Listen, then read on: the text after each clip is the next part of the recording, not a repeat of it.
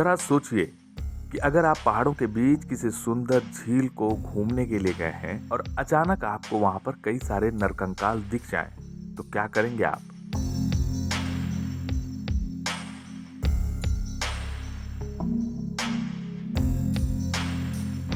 साल 1942 में यहाँ पर ब्रिटिश के फॉरेस्ट गार्ड को सैकड़ों नरकंकाल मिले थे। इस दौरान झील पूरी तरह मानवों के कंकाल और हड्डियों से भरी थी। कंकालों और हड्डियों को देख ऐसा आभास होता था कि शायद पहले यहाँ पर जरूर कुछ न कुछ बहुत बुरा हुआ था।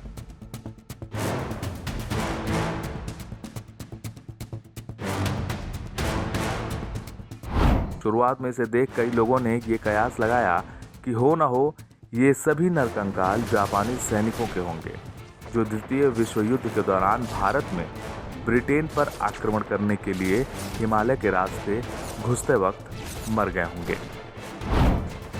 उस वक्त जापानी आक्रमण के भय से ब्रिटिश सरकार ने फौरन इन नरकंकालों की जांच के लिए एक वैज्ञानिकों की टीम को बुलाया। जांच के बाद पता चला कि ये कंकाल जापानी सैनिकों के नहीं थे, बल्कि ये नरकंकाल तो और भी ज्यादा पुराने हैं। इसके बाद समय समय पर इन कंकालों का परीक्षण होता रहा। इन परीक्षणों के आधार पर वैज्ञानिकों के मत अलग अलग सामने निकल कर आए। कई वैज्ञानिकों का कहना है कि वर्षों पहले यहाँ पर कई लोगों की मृत्यु हिमस्खलन के चलते हुई, तो वहीं दूसरे कई वैज्ञानिकों का ये भी कहना है कि इन लोगों की मौत किसी महामारी के कारण हुई।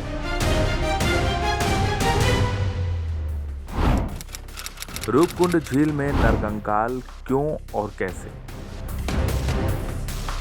2004 में हुए एक अध्ययन ने रूपकुंड झील से जुड़े कई चौंकाने वाले खुलासे किए। अध्ययन में पता चला कि ये कंकाल 12वीं से 15वीं सदी के बीच के थे। डीएनए जांच के बाद कई नई चीजें सामने निकल कर आई। तब पता चला कि इन कंकालों का संबंध अलग अलग भौगोलिक जगहों से था।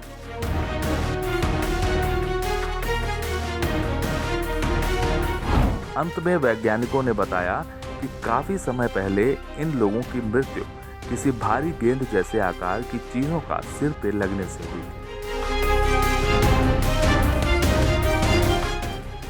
हिमालय पर्वत पर रहने वाली महिलाओं के एक प्रसिद्ध लोकगीत में एक माता का वर्णन आता है। लोकगीत के मुताबिक ये देवी माता बाहर से आए लोगों पर गुस्सा करती थी, जो यहाँ आकर पहाड़ की सुंदरता में खलल डालते थे।